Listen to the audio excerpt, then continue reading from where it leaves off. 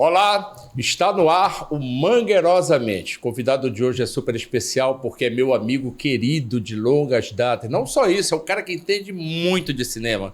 Mas sabe o cara que entende de cinema? O cara entende muito de cinema, tanto que é professor de cinema, além de crítico, jornalista. O cara já fez rádio, fez televisão. Tudo bem, Celso Sabadin? Tá bom, Ismaelino. Foi uma primeiro, obrigado por ter aceitado o convite. O Celso está de férias na cidade, com toda a família, com toda a mobília, e de repente, não vou convidar, amigo a gente fala, pode dizer não, a gente vai ficar com raiva, né?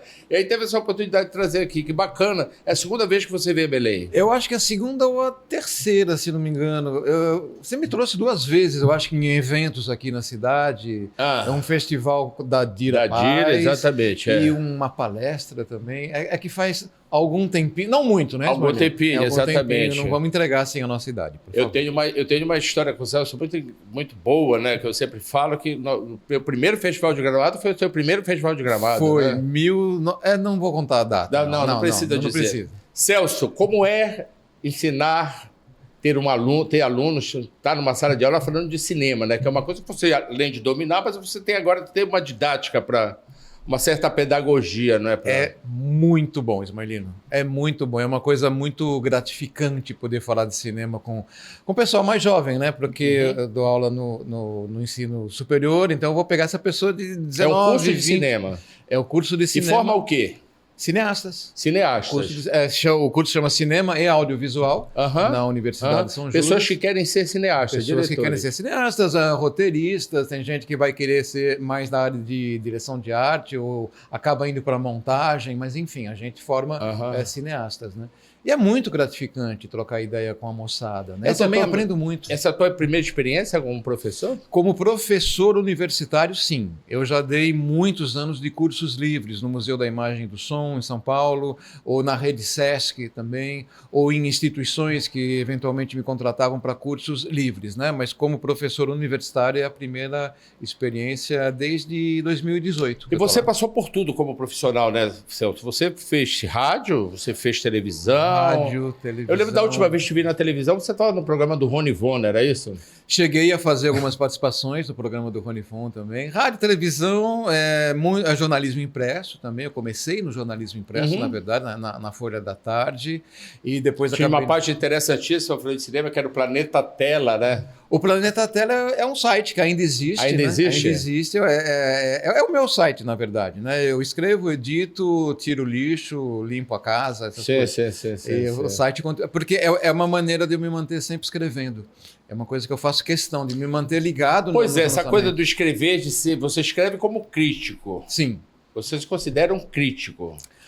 Olha, as minhas críticas estão virando muito crônicas de cinema, né? Eu acho que em função de eu mesmo me pautar, de eu mesmo escrever no meu próprio site, eu mesmo me editar, então tem muitos filmes que eu prefiro fazer crônicas, assim, mas eu me obrigo a estar sempre escrevendo, tanto críticas quanto livros também, que eu acho que é uma vivência que a gente não pode largar mão. A gente tem falado muito, né, quando tem aquele grupo, pessoas de cinema, jornalistas e tudo mais, tem falado muito da perda de espaço, né? Como cada vez menos espaço, né? Que as pessoas estão criando o seu espaço para que ele tenha sobrevivência, mas os espaços da mídia, na grande mídia, sejam os jornais, sim, as grandes páginas da internet, né? O espaço para crítica cinematográfica ele vem sendo diminuído há muito tempo. Aí, quando entrou a internet, mais no final dos anos 90, ele aumentou. Nós tivemos revistas eletrônicas, né, como se falava naquela época, ou revistas virtuais, como se falava naquela época, com um espaço muito bom. O espaço voltou. Só que esse espaço, nesse momento, ele é grande, ele continua grande, mas ele está perdendo muito de qualidade, né? Ele está perdendo muito de profundidade. A gente está vivendo uma era muito superficial. Então você tem, por exemplo, hoje a figura do influencer, né? Eu não tenho absolutamente nada contra o influencer, nada contra a pessoa que faz crítica de cinema na internet ou nos meios nesse formato, digitais. Na verdade, né? Nada contra. Mas o mercado acaba buscando muito a superficialidade rápida. Eu acho que esse é o grande problema. E muitos influencers, ou pelo menos vários influencers, acabam entrando nessa linha de fazer uma matéria engraçadinha, ou fazer uma matéria para ter os que eles chamam de recebíveis, né? Uhum. Eles vão ganhar brindes, vão ganhar lancheira, vão ganhar... O recebidinho, né? Vão ganhar camiseta. E isso está sendo um problema, né? Para a mídia, de uma forma geral, está sendo um problema, porque isso não forma nem informa a pessoa que gosta de cinema. E que tipo de aluno, por exemplo, que você encontra que vão se matricular na tua faculdade? São pessoas que elas já têm ou elas querem ser cineastas, querem entrar no mundo do cinema, ou que elas já têm todo um histórico na vida delas de relacionamento com o cinema ou um pouco de tudo? Não tem. Qual é o perfil? O perfil é aquele aluno que gosta de cinema. Ele ama cinema e, de algum momento, ele quer fazer cinema também. Não necessariamente que ele tenha ou parentes ou antepassados de cinema ou que tenha um grande repertório cinematográfico, mas o que une esses alunos é uma paixão. Tanto que eu acho que a maioria deles entra para ser diretor de cinema. Sim. E na faculdade eles vão vendo, nossa, existem outras áreas, eu não preciso necessariamente ser um diretor. Se descobre um melhor roteirista, outro se descobre um melhor diretor de fotografia, né? Mas o que une esses alunos é uma paixão por cinema. Sim. O que você acha, por exemplo, claro, num passado remoto, mas os cineastas não tinham acesso, né, a cursos de cinema, a faculdade de cinema. Você acha isso importante hoje em dia, por exemplo, que o cineasta tenha todo esse aporte eu acho. de conhecimento que vem através de uma técnica pedagógica? Sim. Se a gente fizer, por exemplo, Ismaelino, um paralelo ao cinema norte-americano, né? Qual foi um grande momento de qualidade do cinema norte-americano? Foi a chamada Nova Hollywood. Né, que são aqueles filmes 67, 68 até 79, que é onde vieram Coppola, Scorsese, George Lucas, Spielberg. Por que essa geração é tão importante? Porque é a primeira geração de cineastas norte-americanos que estudou em faculdades de cinema. Sim. Então, eles... um George Lucas, por exemplo, por que ele tem essa obra? Porque o cara estudou muito o Kurosawa. Por que um Spielberg tem essa... O Spielberg estudou muito John Ford, né? Então, a formação acadêmica, ela dá uma base a esse estudante que, quando ele vai começar a fazer seus filmes, ele não está chutando, né? Ele está partindo de pressupostos cinematográficos históricos que vão melhorar a obra dele. Deixa eu voltar só essa história do influencer. Uma pergunta que eu sempre faço: algum influencer te influencia? Não, na minha época você faz porque você segue aquele influencer, aquele cara te influencia tanto que você vai ver o que o cara faz. Né? Na minha época não tinha isso. Não tinha isso, claro. A gente lia muito, né? A gente lia bastante. A gente lia bastante. Lia Rubens Ewald, né? Lia vários críticos da época que acabam, de certa forma... Você começou no cinema quando? Quando surgiu essa coisa de jornalista, né? Que vai trabalhar na área cultural e falar de cinema. Ismaelino, isso surgiu, para ser mais preciso, em 1980. Ainda no ensino, ainda estudante, né? Que a gente fazia um jornalzinho na escola e gostávamos muito de fazer jornal. Eu nem sabia ainda que eu queria ser jornalista, não sei, talvez soubesse. E uma equipe pequena de colegas começou a fazer um jornal por conta própria. E como todo mundo gostava de cinema, a gente fez um jornalzinho em 1980 chamado Em Cartaz. Eu e mais 3 ou 4 colegas, né? E aí, aquilo que era simplesmente um gostar de cinema, de assistir como público, né? Acabou virando uma paixão muito grande. Dos outros colegas que fizeram esse jornal comigo, eles acabaram indo para outros ramos de atividade e eu fiquei com aquela paixão. Aí eu comecei, né? E comecei arruma um freelancer aqui, faz uma matéria ali, consegue um trabalho aqui e foi crescendo. E como a gente vê como as coisas mudaram, né? Por exemplo, quando eu te conheci, você era o cara de cinema da Bandeirante, né? Da TV e da Rádio Bandeirante. Da TV e Rádio Bandeirante. Nós tínhamos na Globo Rubens Ewald, né? Falando de cinema. Quer dizer, olha como sumiu os espaços aí, né? Sim, nós tínhamos não sei se você lembra, o Wilson Cunha. Wilson Cunha. Então TV Manchete. Um programa de cinema, né? O programa de cinema se chamava Cinemania na extinta TV Manchete, né? Também. Então, existiam alguns programas também, eventualmente, na TV Cultura de São Paulo, os programas de cinema. Esse espaço da grande mídia, ele realmente sumiu. Esse espaço foi substituído, acredito eu, pela internet mas por pessoas que fazem um trabalho sério na internet, que também são vários. Tem Sim, muita claro, gente exatamente. nova. Tem muita gente boa, tem muita gente com blog, essa coisa de o cara buscar um caminho pessoal para fazer o espaço dele e tá lá fazendo. E sabe uma coisa coisa de qualidade. Tudo é uma questão de procurar, de ir atrás, de saber. Sem né? dúvida. Uma coisa que eu não concordo, Ismaelino, é quando o pessoal fala: essa juventude que está aí na internet é muito superficial. Não, não. Eu acho que não é uma questão de idade. Você tem uma juventude ótima fazendo coisas muito boas, então eu não gosto de fazer essa divisão. Essa moçada é ruim. Não, a questão é qualidade, não idade. Falando do tempo atual, ontem até conversávamos sobre a coisa do streaming, né? Que as pessoas... Você até falou uma coisa, é que hoje em dia escolhe-se, né?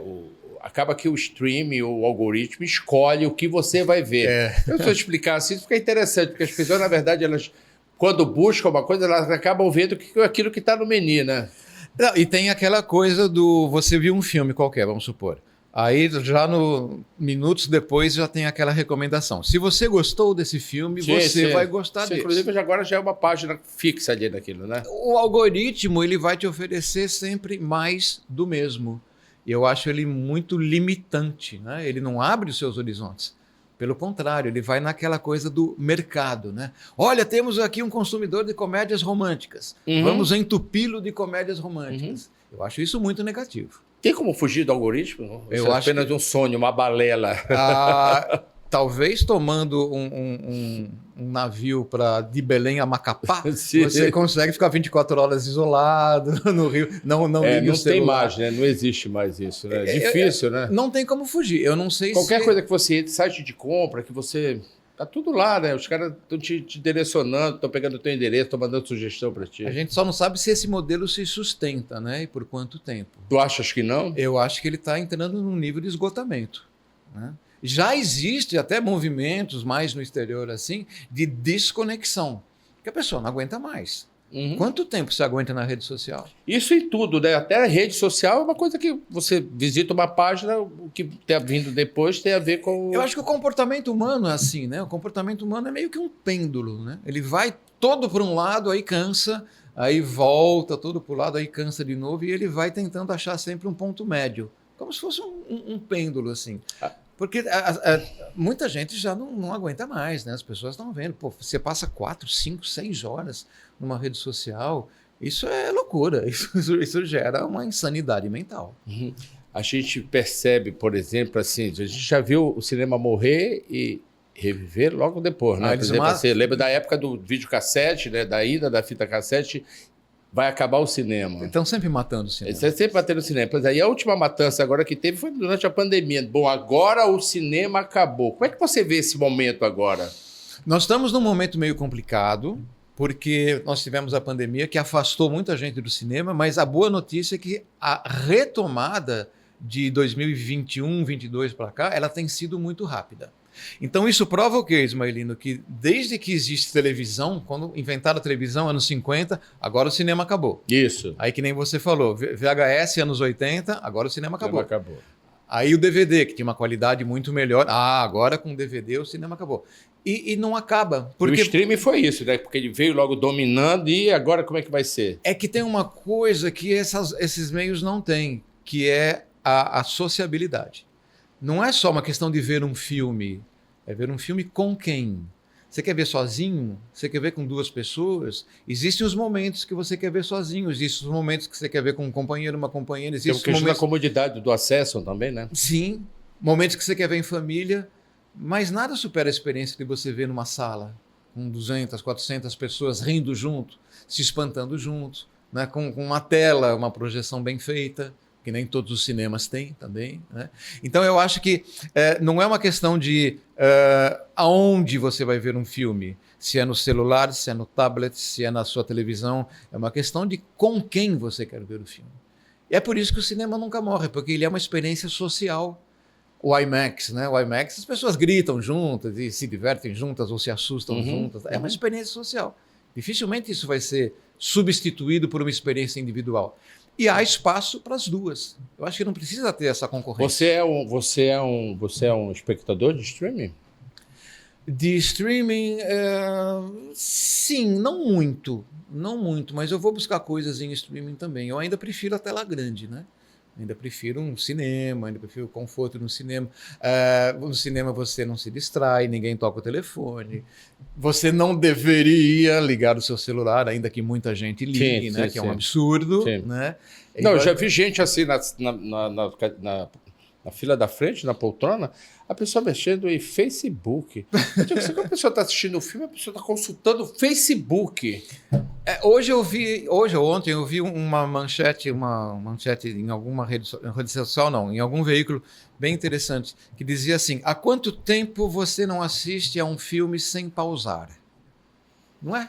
É uma boa colocação, É uma boa colocação, porque você vai fazer uma pipoca, você vai tomar um negócio, alguém te chama, você vai atender um telefone, aí você tem aquela experiência de Mas ver essa coisa da pandemia também trouxe uma comodidade ali, não foi? As pessoas viram que aquilo ali era cômodo, né? Tu vê que hoje em dia até objeto de diversão, né? Quer dizer, você não precisa mais nem ter a babá, né? Você coloca ali um telefone na mão de uma criança ou dá um tablet ali para ela. É muito cômodo, mas é muito limitante, né? Porque, por exemplo, já existe uma maneira de fazer filmes para streaming.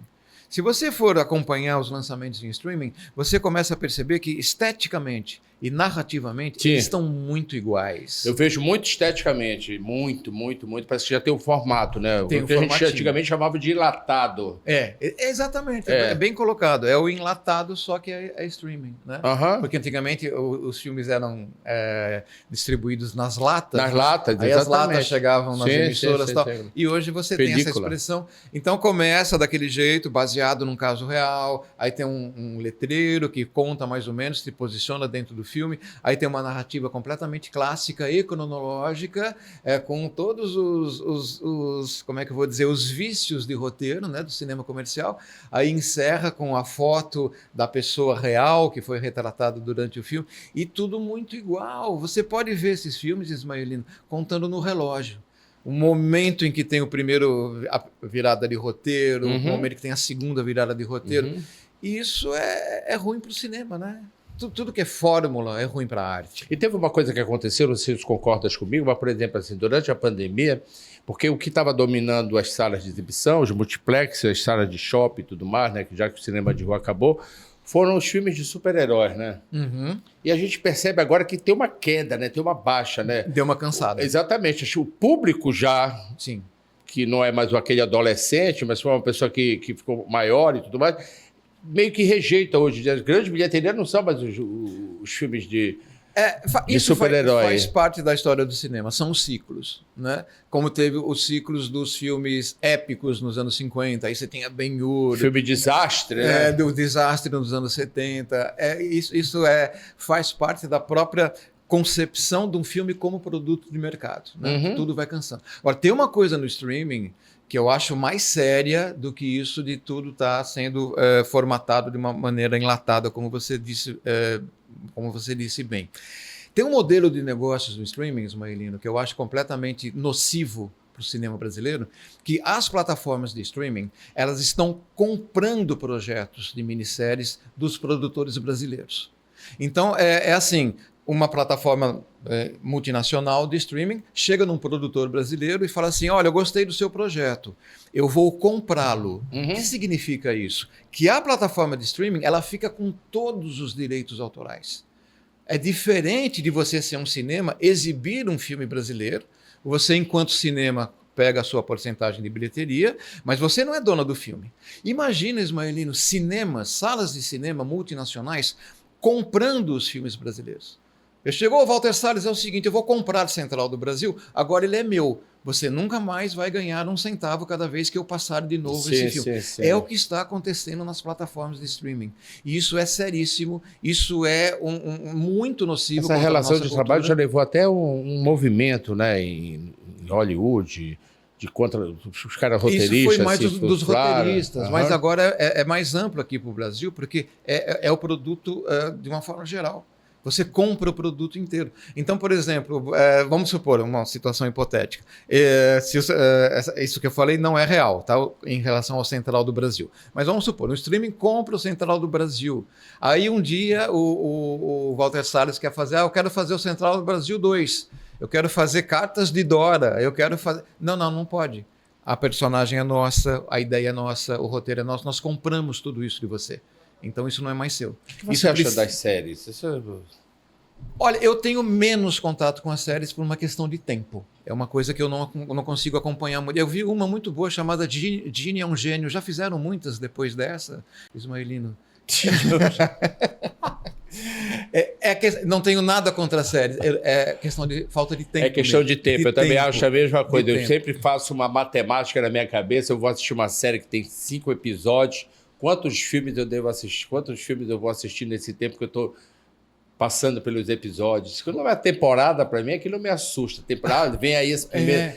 Segunda temporada, terceira temporada. E o que eu percebo mais de críticas, né, é que você tem uma ideia para ótimas 2 temporadas. Aí você não tem mais a ideia para a terceira, mas o streaming te encomenda uma terceira temporada. Aí vai ficando ruim, porque você o produto não foi formatado para aquilo. Sim, né? sim. É como se você escrevesse um conto, fala, nossa, mas Ismaelino, que lindo o seu conto. Transforma isso num romance. Pô, não.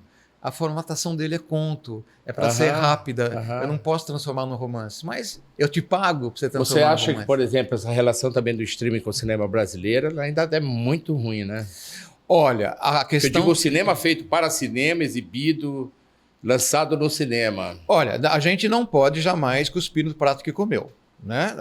O cinema brasileiro teve uma subida muito grande com séries. Nós conseguimos conquistar um mercado muito bom com séries, ainda na fase das TVs pagas, né? Da TV por assinatura, né? Que a TV por assinatura ela tende a desaparecer em função do streaming. Pois é, tem esse caso aí, a gente vai conversar depois. Tá. Não, então, tudo bem. Não, isso salvou o mercado para os profissionais de cinema. Nós temos séries brasileiras de boa qualidade. Agora, a gente não pode deixar continuar a acontecer, isso que eu estava falando, de você não ser mais o dono da sua série. Né? Então, não vamos cuspir no prato que comeu, mas não vamos deixar o prato também bater na nossa cabeça, né? Nos assassinar. Porque senão a gente está vendendo a nossa cultura. Pois é, com essa coisa da TV a cabo, ela tende a desaparecer. Né? Parece que o próximo desaparecimento, a próxima morte do audiovisual Os números provam isso. Né? A subida do streaming, principalmente pós-pandemia, ela foi muito grande. E o streaming, o que ele faz? Ele desmancha aquele conceito de hora marcada para ver o filme. A juventude, por exemplo, ela não entra mais na cabeça de um garoto de 15, 16, 20 anos que eu tenho que esperar a hora para ver meu filme. Vai passar no canal tal às 20 horas. Não, eu quero ver a hora que eu quiser. Aí o streaming é uma ótima, né? Porque você se programa. Então, essa tendência, a própria televisão aberta e os canais por assinatura, o que vai mantê-los, acho eu, são os eventos ao vivo, né? São os grandes shows. As grandes transmissões esportivas, Olimpíada, Copa do Mundo, que aí não tem jeito, né? Aí você tem que esperar o horário. Agora, o produto audiovisual, que você não precisa esperar o horário, o seu filme favorito, a sua série favorita, a sua telenovela favorita, aí você vai para o streaming, né? Por que eu preciso ficar esperando? Não, eu quero maratonar. Eu não quero mais ver a minha telenovela todos os dias às 21 horas. Eu quero ter todos os capítulos e maratonar. A gente já foi para muito festival de cinema, vai ainda, né? E a gente fala muito de cinema brasileiro, vê muito filme brasileiro. Eu sempre pensei assim, tipo, a maioria do que a gente viu lá no festival, a gente não vê em outro lugar. Às vezes, estou falando de Belém, né? O caso bem particular, que é difícil chegar aqui pela quantidade de salas que a gente tem alternativas, ainda tem que ser numa sala alternativa. Hoje em dia, quando o cinema brasileiro é jogado no cinema de uma produção maior, que também às vezes vem na chancela de Netflix, de Prime Video, ele está sendo jogado no cinema nos horários que as pessoas para não ir, né? 1h da tarde, meio-dia tem a sessão, a pessoa diz, olha, eu não vou assistir. Né? E nisso o cinema brasileiro. Como é primeiro que você vê essa coisa da falta do cinema brasileiro nas salas de exibição, no circuito? Olha, isso é um problema que o Brasil tem desde 1911. Tem data marcada para começar esse problema, que foi o ano que um grupo norte-americano chegou no Brasil, desembarcou no Brasil e comprou o maior circuito exibidor de cinema do Brasil, que era o circuito Serrador. Era de um espanhol chamado Francisco Serrador. Os americanos vieram aqui e compraram esse circuito. Essa maneira norte-americana de agir no mercado cinematográfico, não só no Brasil, como no mundo inteiro, que na verdade é criminosa, né? Ela não está dentro dos preceitos normais da economia. Ela não é regida pelos preceitos normais da economia. É um grande problema do Brasil desde 1911. O que significa isso? Que nós temos uma boa produção de cinema durante vasta, né? Diversa e de qualidade, que as pessoas não conhecem, mas nós não temos onde exibir. Porque a multinacional, ela trava o nosso circuito. A gente está tendo agora, por exemplo, o Divertidamente 2, que é um filme muito bom, eu gosto, eu me divirto, não tenho nada contra os filmes. Mas ele acaba estreando em aproximadamente 3.000 salas de cinema aqui no Brasil, e o Brasil tem 3.500 salas de cinema. Então, essa prática comercial, ela é criminosa. Qualquer outra área industrial não permitiria que isso acontecesse. E no nosso cinema acontece. Então, enquanto a gente não resolver esse problema que tem mais de 100 anos, a gente vai ser sempre um turista dentro do nosso próprio país. Porque eles pegam o circuito todo. Um dado que é uma coisa, eu acho, tão absurda quanto fascinante. O Brasil lança comercialmente nos cinemas uma média de 150 longas-metragens por ano.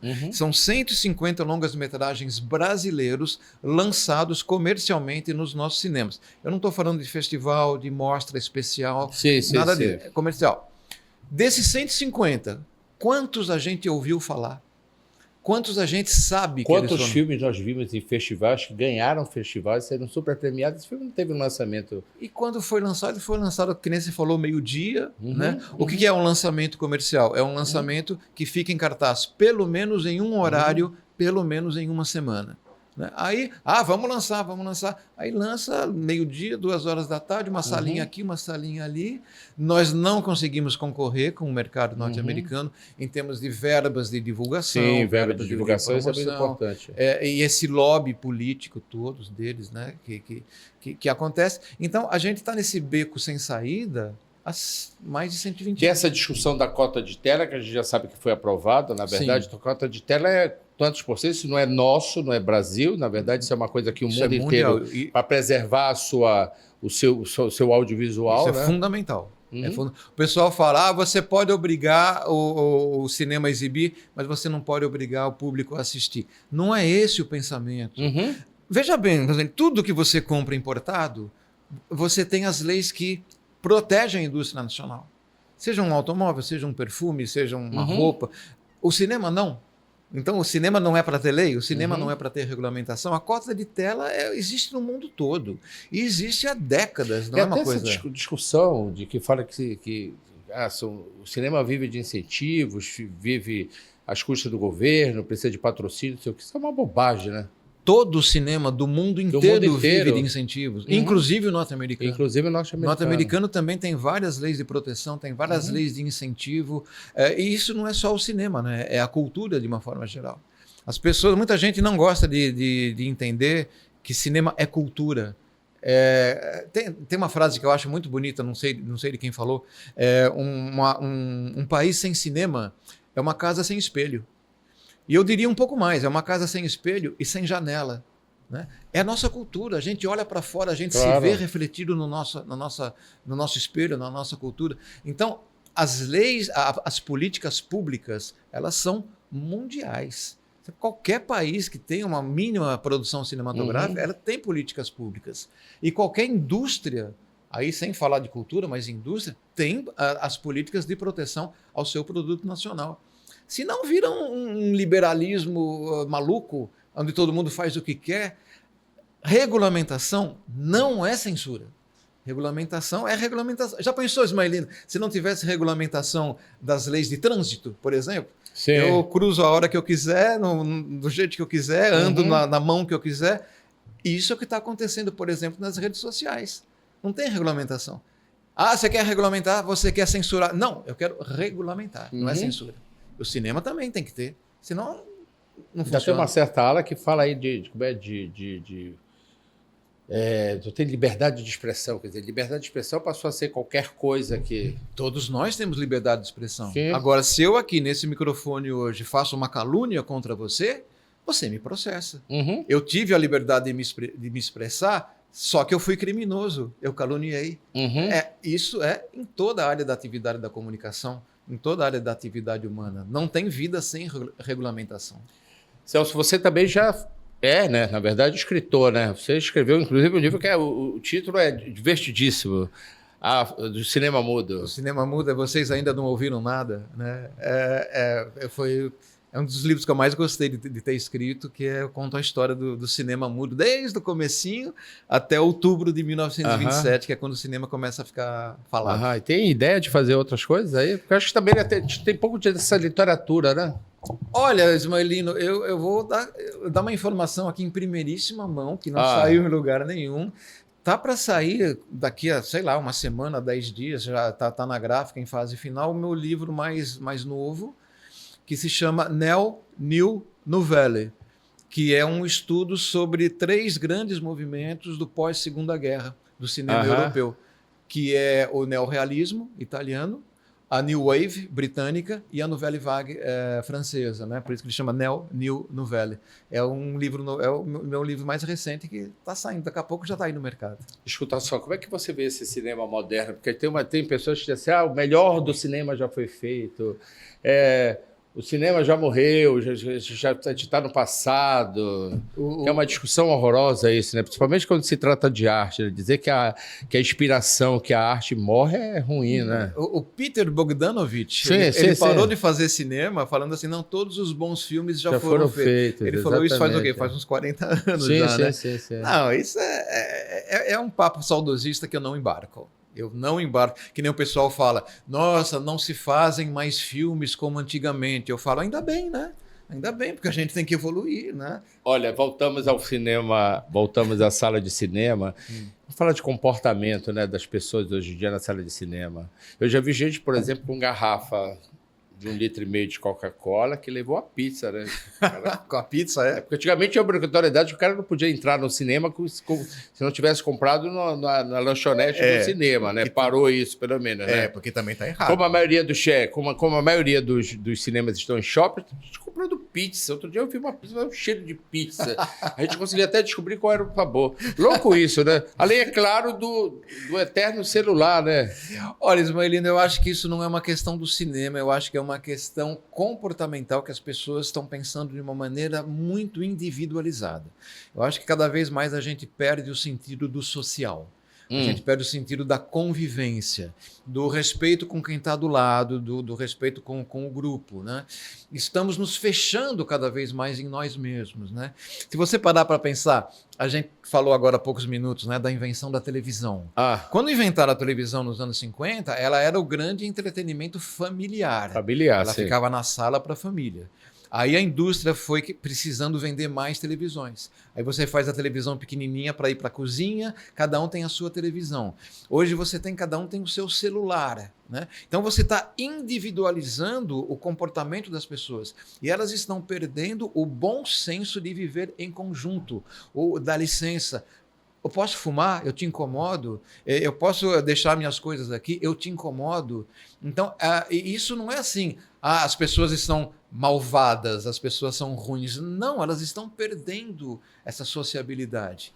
E a gente que gosta de cinema e quer ver um filme em conforto, em silêncio, sem sentir cheiro de pizza e tudo mais, isso nos bate mais de frente, né? Mas se você perceber o comportamento da pessoa nas ruas, no shopping, no trânsito, nos estacionamentos, elas estão se individualizando e estão ligando o dane-se, né? Dane-se o outro. Eu quero fazer assim, eu estou individualizado. Eu acho que é isso. Não sou um especialista em comportamento humano, não é minha praia, mas percebe, a gente observação. A gente consegue, exatamente, a gente fica observando. Celso, me diz uma coisa, você trabalha com alunos, né? Com pessoas jovens, né? Sim. Como é que você vê essa... Assim, minha percepção? A tua percepção dessa juventude, entendeu? Porque já é uma juventude que nasceu de telas, né? Sim. Já nasceu de juventude que... Já é um tipo de... Olha, eu vejo muita gente de mais idade falando mal dessa juventude. Eu não embarco nessa, Ismaelino, porque às vezes a gente na condição de professor, né, a gente tem um determinado período de tempo para ensinar Einstein, para ensinar cinema no ar, para ensinar novela e vaga. Meu Deus do céu, é muita coisa. E às vezes eu sinto os alunos meio espantados com esse volume de informação. De informação. Aí eu falo para eles, gente, na boa, fiquem tranquilos. Eu, na idade de vocês, eu sabia muito menos de cinema do que vocês sabem hoje. E é verdade, porque, que nem você falou, eles vêm da tela, eles têm acesso a streaming. É a geração da eles tela. Eles têm acesso a um monte de coisa. Eu tenho vários alunos que têm um repertório cinematográfico com 19, 20, 22 anos de idade, que imagina que eu teria na idade deles. Que imagina que os meus colegas teriam na idade deles. Então, eles têm acesso. Eu acho que cabe ao professor não ficar, vocês não sabem nada, vocês não têm conhecimento. Não, isso é muito antigo, né? Cabe ao professor dar aquela faísca de, cara, vai procurar esse cara. Ou então entender o aluno, eu percebo que o aluno gosta de um determinado diretor. Vamos dizer, um Christopher Nolan, né? Que eles gostam bastante. Você gosta de Christopher Nolan? Vai ver esse filme aqui, vai pegar os mais antigos, faz uma ligação, vai buscar o cinema noir dos anos 40, vê se tem alguma coisa que você consegue, enfim, identificar. Eu acho que essa é a função do educador. Hoje em dia tudo é possível, né? Porque o cara entra lá no YouTube, ele vai na internet, ele acha, né? Olha, como é fácil, né? Ele acha muito. Se o cara quiser hoje falar, não, eu ouvi falar de um cara que eu não conheço, ele se chama Stanley Kubrick, eu ouvi falar que é muito bom. Cara, você vai na internet, começa a procurar os filmes, vai nos streamings, vê onde você consegue encontrar esses filmes. Tem matérias sobre ele, muitas, em vários veículos. Você quer achar estudos acadêmicos sobre... Vai lá no Google acadêmico, procura. Não, olha, não tem... A única desculpa que o aluno não tem hoje é... professor, eu não achei, eu não sabia. Aí não dá. Eu não achei, eu não sabia, aí não dá. Agora, você tem hoje uma facilidade... Esse livro que eu acabei de falar, né, que eu vou lançar agora, eu fiz durante a pandemia, para aproveitar o tempo da pandemia, né, sem sair da cadeira.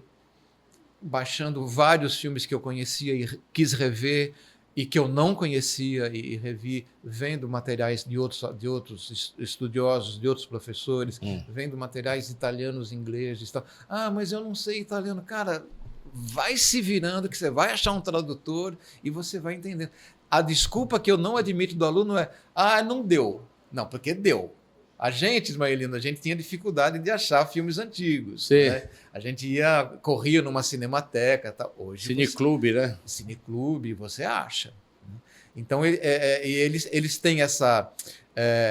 você percebe, o aluno que tem essa sede, ele vai mais longe. O aluno que está lá para terminar a faculdade... Como sempre, né? Essa figura sempre existiu, na verdade. Na nossa geração, né? Sempre. Não, e não só no cinema, né? Na vida. Exatamente. Na vida, né? Exatamente. O curioso, o aplicado, vai atrás. que vai atrás. E tem o preguiçoso, aí não adianta, né? Verdade.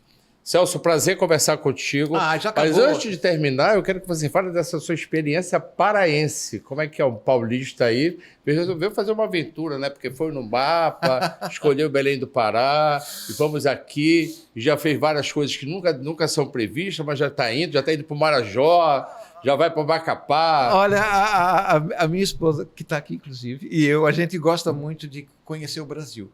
Né? Então, nas férias, a gente sempre busca conhecer um pouco mais do Brasil. E Pará, não só Belém, como Pará estava no nosso radar há muito tempo. Né? Até uma vez falei com você, mas estou pensando em ir para aí. Você fala, não venha nessa época que está chovendo muito, você vai perder muito. Teve uma orientação, isso. E surgiu essa oportunidade agora, nessas férias de julho, da gente vir para cá, para Belém. Pleno verão, né? Em pleno verão, né? Conforme, verão amazônico. Conforme você, inclusive, me recomendou. Só que aí não deu muito tempo lá em São Paulo para fazer um planejamento. Tá? Falar, vamos assim mesmo e vamos ver o que acontece. E estamos numa aventura, sem planejar muito, sem marcar muita hospedagem, sem marcar muito embarcação. Uma viagem mesmo, uma coisa viajante mesmo. No final dá certo. Se não der certo, eu boto na sua casa. Lá, me arruma uma guarita aí que eu estou tomando chuva aqui em Belém. Prazer falar contigo. Todo meu. Você falou, ele está de férias, não vou querer vir. Adoro os seus convites, adoro falar com você, adoro falar de cinema. Eu estou muito honrado de ter recebido o seu convite para participar do podcast. Esse programa é muito especial, né? Porque enfim, é um programa que a gente chama Mangueirosamente, porque eu criei um termo chamado, para se referir a Belém, eu criei um termo chamado Mangueirosa. Cidade das Mangueiras. Sim. O cara que eu trabalhei, que era também um cara jornalista, ele criou o termo terrinha. Então todo mundo fala terrinha, terrinha. Então Belém, quando era citada, chamava lá na terrinha, na terrinha. Eu digo, você tem que criar uma coisa. Ele me falou isso. Ele disse, não, tem que criar um termo teu. Se for usar terrinha, eu vou dizer, bom, quem usava era esse cara. Aí eu criei Mangueirosa. Esse Mangueirosa, para fazer desse videocast, recebi o convite, que a gente transformou em Mangueirosamente, porque quem, na verdade, a gente está trazendo aqui, na maioria das vezes, são artistas, pessoas que têm que contar a história da cidade. Claro. Então, pensar essa mente, a mente da Mangueira, a mente da Mangueirosa. E quem não é de Belém, talvez não tenha a dimensão do quanto você é um embaixador de Belém no resto do Brasil. Sim. É verdade. Todos nós jornalistas que não somos de Belém, a gente sempre fala de você. Você está sempre divulgando a cultura de Belém para fora do Pará, para fora de Belém. E isso é importantíssimo. Você é uma baita referência. Às vezes a pessoa, santo de casa, às vezes não faz milagre. Mas às vezes a pessoa que não é de Belém não tem essa dimensão do quanto você, as suas dicas, a sua coluna, a sua página, agora o seu podcast, são importantes no sentido de divulgar essa cultura paraense para o resto do Brasil, que é uma cultura riquíssima e a gente é apaixonado por ela. Que bom, obrigado. Palavra de amigo é bom, né? Obrigado, Celso. Obrigado a vocês, mãe. Este é o Mangueirosamente, que você assiste no DiviPlay, dentro de liberal.com e no YouTube.